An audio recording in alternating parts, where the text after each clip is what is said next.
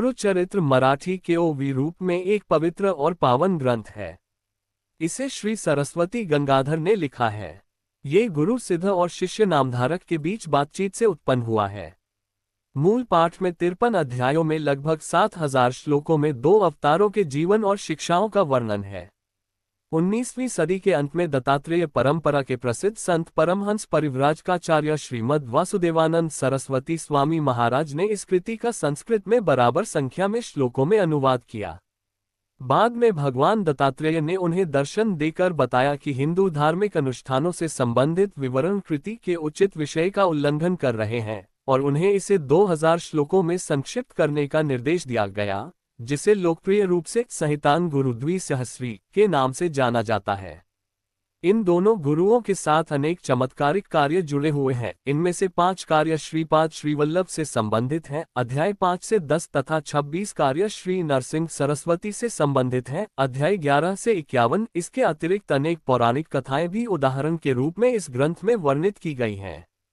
गुरुदेव दत्त के अनेक भक्त वर्ष में अनेक बार पारायण 7 दिनों में इसे पढ़ना करते हैं। इस ग्रंथ पर एकाग्रता, भक्ति और विश्वास के परिणामस्वरूप सभी कठिनाइयां, दुख, दरिद्रता दूर हो जाती है और पारायण करने के बाद भक्तों को शांति, खुशी और सभी प्रकार की संपत्ति का आशीर्वाद मिलता है। सभी महाकाव्यों की तरह श्री गुरुचरित्र में भी कहानियों के भीतर कहानियां और अधिक कहानियां हैं। वर्णन में भगवान दत्तात्रेय और उनके अवतारों के जीवन के उपाख्यान शामिल हैं। इस ग्रंथ को दिव्य माना जाता है, जो इसे सम्मान के साथ पढ़ने वाले सभी को आशीर्वाद देने में सक्षम है, और इसे देवताओं की छवियों के साथ रखा जाता है और महाराष्ट्र के लगभग सभी भक्तों के घरों में इसकी पूजा की जाती है। ये बहुत सम्मानित है और वेदों, रामायण, महाभारत, भागवत और संस्कृत में अन्य पुराणों और मराठी में ज्ञानेश्वरी, दासबोध, एकनाथी भागवत आदि की तरह बहुत लोकप्रिय है। श्री गुरुचरित्र 3 भागों में विभाजित है। वे हैं 1 ज्ञान कांड अध्याय 1 से 24, 2 कर्म कांड अध्याय 25 से 37 और 3 भक्ति कांड अध्याय 38 से 51। ज्ञान कांड शिष्य द्वारा अर्जित किए जाने वाले गुणों से संबंधित है, अर्थात गुरु की सेवा ताकि वह ज्ञान अर्जित कर सके। दूसरे भाग कर्म कांड में उसे वेदों और शास्त्रों द्वारा बताए गए क्या करें और क्या न करें का पालन करना चाहिए, जिससे शिष्य अपने अंतःकरण अर्थात मन को शुद्ध करके गुरु के प्रति अपनी भक्ति में दृढ़ता प्राप्त करेगा। तीसरा भाग भक्ति कांड, यह अंतिम चरण शरणागति सिखाता है, गुरु के प्रति समर्पण, जो शिष्य को मुक्ति मोक्ष का आश्वासन देता है। जब कोई अध्याय दर अध्याय अच्छी तरह से पढ़ता है तो वह अनुभवों को महसूस कर सकता है। मराठी में पुस्तक के लेखक श्री गंगाधर सरस्वती ने इस पवित्र पुस्तक को पढ़ने के बाद मिलने वाले पुण्य के बारे में निम्नलिखित पंक्तियों में बताया है। उनके घरों में हमेशा समृद्धि रहती है। जिनके घर में पारायण किया जाता है, उनके घर में श्री लक्ष्मी का वास होता है। उनके घरों में केवल अच्छी और महान आत्माएं ही जन्म लेंगी। श्री गुरु की कृपा से उस घर में कभी रोग या क्लेश नहीं होंगे। जब इसे धार्मिक अनुशासन के साथ सप्ताह दीक्षा के रूप में 7 दिनों तक पढ़ा जाएगा तो उसके सभी पाप निस्संदेह नष्ट हो जाएंगे। ये शुद्ध और प्यारी कहानी बिना किसी परेशानी के उनकी इच्छाओं को पूरा करेगी। मैं कसम खाता हूँ, मैंने इसका परिणाम और इस अमृत का स्वाद लिया है। गुरुचरित्र कामधेनु और कल्पवृक्ष की तरह है और ज्ञान प्रदान करने वाला है। संगम पर औदुंबर वृक्ष के पास गणकपुर क्षेत्र में अनेक भक्त इस पारायण को कर रहे हैं तथा भगवान दत्तात्रेय के दर्शन कर रहे हैं। जो कोई भी सामूहिक गुरुचरित्र पारायण का आयोजन करेगा, उसके पाप नष्ट हो जाएंगे तथा मोक्ष का मार्ग प्रशस्त होगा। श्री गुरुचरित्र में शिष्य की साधना के लिए 4 महान उद्घोषणाओं की बात कही गई है। वे हैं प्रज्ञान ब्रह्मा, तत्वमसि, अयमात्मा ब्रह्मा और अहम ब्रह्मास्मि। 1 प्रज्ञान ब्रह्म गुरु दत्त का उपदेश वाक्य भगवान दत्त की शिक्षा है। इसका अर्थ है शुद्ध जागरूकता ही ब्रह्म है। 2 तत्वमसि गुरु दत्त का आदेश वाक्य भगवान दत्त की आज्ञा है। इसका अर्थ है वही तुम हो। 3 अयमात्मा ब्रह्म गुरु दत्त का अभ्यास वाक्य सांस्कृतिक अभ्यास संहिता है। इसका अर्थ है मेरा आत्मा वास्तव में ब्रह्म है। 4 अहम ब्रह्मास्मि गुरु दत्त का अनुभव वाक्य है मैं वास्तव में ब्रह्म हूँ। ये चारों ही दत्तपथ में गुरु को अपनाने से प्राप्त होते हैं। अनुभव से गुरु उपदेश और आदेश देता है। श्रद्धा और भक्ति से युक्त शिष्य दोनों को सुनता है, अभ्यास करता है और स्वयं अनुभव प्राप्त करता है, जिसका वह प्रचार करता है।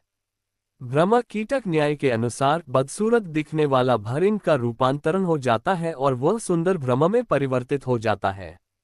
इसी प्रकार जीव भी, जो अज्ञानता और सांसारिक जीवन के सभी क्लेशों से ग्रस्त है, गुरु पर निधिध्यासन और गुरुपदेश के माध्यम से ज्ञान प्राप्त करता है और खिलता है तथा अपने गुरु की तरह अपने आध्यात्मिक तेज में चमकने लगता है। सुझाव: किसी पवित्र ग्रंथ को पढ़ते समय हमेशा निम्नलिखित बातों को समझने का प्रयास करें। 1. आंतरिक अर्थ: श्री गुरु ऐसा क्यों कह रहे हैं? गहराई से सोचो। 2. संबंधित व्यक्ति का आंतरिक अर्थ: श्री गुरु ने ऐसा क्यों कहा? चरित्र ने ऐसा क्यों कहा? 3. संदर्भ: किस काल में और किससे कहा गया? किस स्थान पर कहा गया?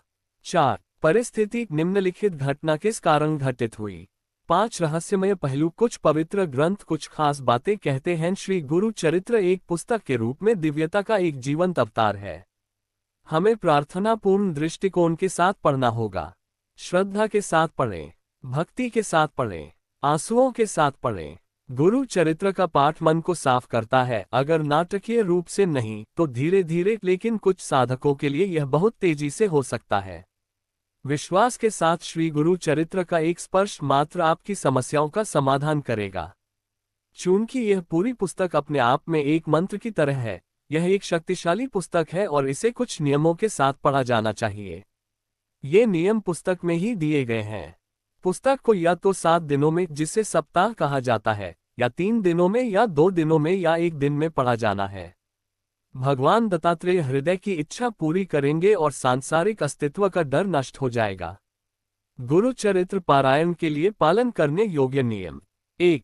गुरुवार को सुबह सुबह सिर धोने के बाद और नाश्ते से पहले पारायण शुरू करें। अपनी सुबह की दिनचर्या को जल्दी से पूरा करने के बाद अपने आसन पर बैठें। पढ़ना शुरू करने से पहले हर रोज साफ स्नान करें। पारायण के सभी दिनों में सिर धोना अनिवार्य है। 2. जिस स्थान पर आप बैठकर यह पुस्तक पढ़ेंगे, उसे साफ कर ले तथा पुस्तक को प्रतिदिन उसी स्थान पर पढ़ना चाहिए। 3. पवित्र पुस्तक को कभी भी जमीन पर न रखें और पढ़ने के बाद उसे बंद कर देना चाहिए। 4. पढ़ते समय दूसरों से बात न करें और किसी भी फोन कॉल में भाग न लें और अपना पूरा ध्यान और एकाग्रता पुस्तक पर रखें, जो उतना ही अच्छा है जितना कि आप स्वयं भगवान दत्ता प्रभु के साथ बात कर रहे हैं। 5. ब्रह्मचर्य का पालन करना आवश्यक है और साप्ताहिक काल में मांसाहारी भोजन से परहेज करना चाहिए। 6. पढ़ने के दौरान जमीन पर सोए, आरामदायक बिस्तर आदि न रखें। 7. दोपहर में एक समय भोजन तथा रात्रि में फल टिफिन ले सकते हैं। 8. पूर्व दिशा की ओर मुख करके तथा हृदय में भगवान की छवि रखकर शांत मन और आनंद के साथ ग्रंथ का पाठ करें। 9. भगवान दत्तात्रेय की प्रतिमा बनाकर अथवा उनका सुंदर चित्र लेकर उसे ऊंचे आसन पर सावधानी से स्थापित करें। उन्हें प्रेमपूर्वक प्रणाम करें। 10. भगवान गणेश की पूजा के बाद आरती से ग्रंथ पूजा करें। फिर भगवान दत्तात्रेय की पंचोपचार से पूजा करें। पाठ शुरू करें। 5 उपाचार या 5 उपाचार: 1 गंध चंदना, 2 पुष्प फूल, 3 धूप धूप, 4 दीपक और 5 नैवेद्य भोजन को संदर्भित करते हैं। 11. प्रत्येक अध्याय को प्रत्येक दिन के लिए निर्धारित अनुसार प्रातःकाल उसी आसन में बैठकर पूरा करना होता है। 12. ग्रंथ और भगवान दत्तात्रेय को निवेद्य और हरती के रूप में मिश्री, कोई फल या मीठा पोंगल अर्पित करें। दिन का पारायण पूरा होने के बाद पुस्तक को रेशमी कपड़े में बांधकर छवि के पास रखें। पारायण अवधि के दौरान किसी को भी किसी भी उद्देश्य के लिए पुस्तक न दें। 13. पारायण काल में घर आए अतिथियों को जो भी फल खाद्य पदार्थ उपलब्ध हो, उसे इस प्रकार खिलाएं कि वे दत्तगुरु हैं, तथा आंतरिक रूप से जय गुरुदेव दत्त का जाप करें।